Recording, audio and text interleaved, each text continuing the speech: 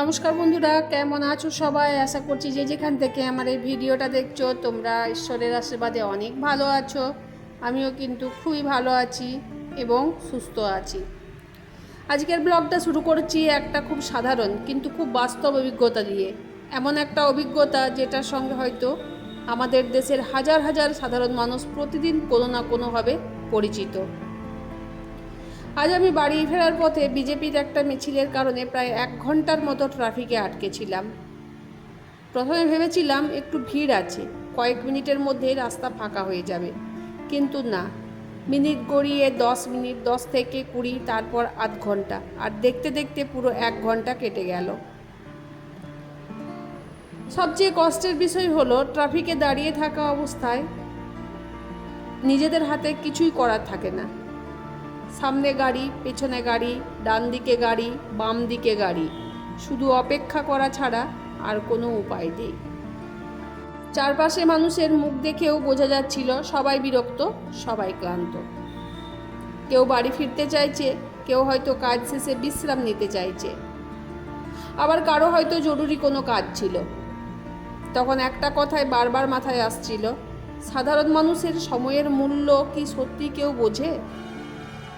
আমরা যারা প্রতিদিন কাজ করি, পরিশ্রম করি, দিনের শেষে একটু শান্তিতে বাড়ি ফিরতে চাই, আমাদের এই সময়টুকুর মূল্য কি কোথাও হিসাব করা হয়?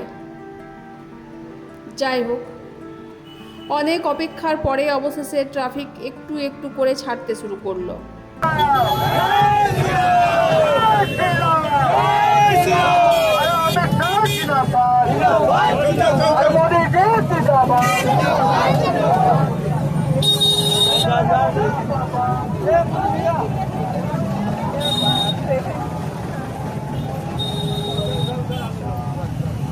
গাড়িটা যখন একটু একটু করে ছাড়ছিল, মনে হচ্ছিল বিশাল একটা যুদ্ধ জয় করে বাড়ি ফিরছি।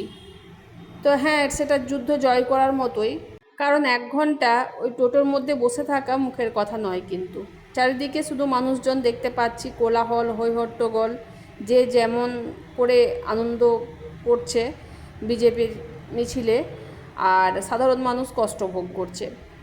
তো যাই হোক, সেই সময়টা পার করে আমি টোটো ছেড়ে দিয়েছে, এবার বাড়ির দিকে রওনা দিচ্ছি। মেঘের অবস্থা কিন্তু প্রচণ্ড খারাপ হয়ে আছে, আর সেই রকম ভ্যাপসা একটা গরম রেখেছে।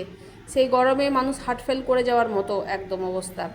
কোথাও হাওয়া নেই, বাতাস নেই, আর এরকম ভিড়ের মধ্যে থেকে আসতে হচ্ছে।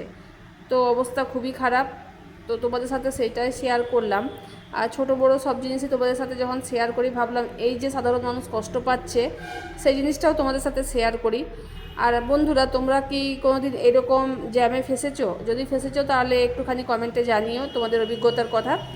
আর তোমরা কেমন লাগে সেই জ্যামে যদি বেশিক্ষণ ফেসে থাকা হয়, তা কেমন লাগে সেটাও একটু কমেন্ট করে তোমরা একটু জানিও। তো দেখো, এখানে টোটোটা দাঁড়িয়ে গেল, একজনকে প্যাসেঞ্জারকে নামিয়ে দিল। তারপর আমার গন্তব্যস্থল তো একটু দূরেই, সেজন্য আবার টোটোটা ছেড়ে দিয়েছে।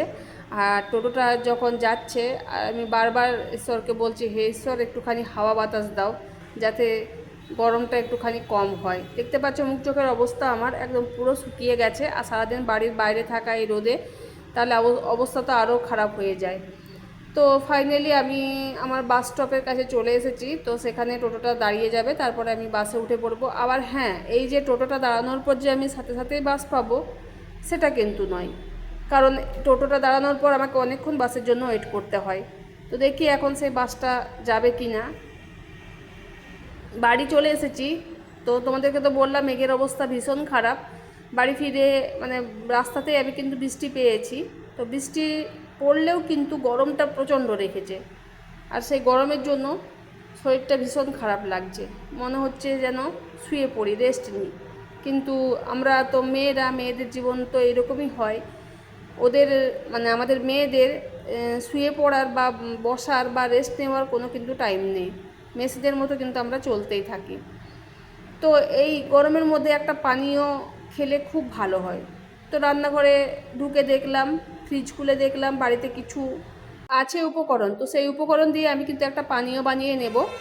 আর যখন আমি পানীয়টা বানাচ্ছিলাম, তোমরা দেখতেই পাচ্ছ, গুড় কিন্তু গ্যাসের মধ্যে আমি একটুখানি গলিয়ে নিলাম, মানে যাতে ঢেলা ঢেলা থাকে সেই গুড়টা একটুখানি গরম জলের মধ্যে দিয়ে দিলেই কিন্তু সেটা গলে যায়। তো সেটা গলে গেল। আর তারপর এখানে নিয়ে নিয়েছি বরফ, এখানে নিয়ে নিয়েছি পুদিনা পাতা, আর এখানে নিয়ে নিয়েছি লেবু। তো এই দিয়েই কিন্তু আমি বানিয়ে ফেলবো একটা দুর্দান্ত চমৎকার একদম পানীয়। আর হ্যাঁ বন্ধুরা, এখানে কিন্তু আমি বিট লবণও নিয়েছি। তো তোমাদের সবার বাড়িতে নিশ্চয়ই এরকম থাকে সব জিনিস। তো তোমরা এইগুলো দিয়ে কিন্তু একটা পানীয় বানিয়ে নিতে পারো। দেখো আমি জলটা ঠান্ডা হয়ে গেছে, গুড় জলটা, তো সেটা একটা মিক্সিং জারে দিয়ে দিলাম। মিক্সিং জারে দিয়ে দেওয়ার পর এখানে যে বরফ ছিল সেই বরফগুলোও দিয়ে দিলাম। তারপরে একে একে সব উপকরণগুলো কিন্তু আমি দিয়ে দেব। এখানে পুদিনা পাতাগুলো দিয়ে দেব, আর কাগজি লেবুর রসটা একটুখানি দিয়ে দেব। তারপর সব কিছু মিশিয়ে, আর হ্যাঁ বারবার বলতে ভুলে যাচ্ছি, বিট লবণটাও কিন্তু এর সাথে দিয়ে দেবো। সব কিছু দিয়ে কিন্তু আমি মিক্সিটা চালিয়ে নেব, তাহলে তৈরি হয়ে যাবে আমাদের দুর্দান্ত একটা পানীয়। আর সেই পানীয়টা খেতে কেমন অবশ্যই তোমাদের সাথে শেয়ার করব। তো আমি তো খেয়েছি, আমি তো পরে ভয়েসটা দিচ্ছি, তো তোমাদেরকে বলেই দিই যে এই পানীয়টা খেতে হচ্ছে তোমার আখের রসের মতো একদম।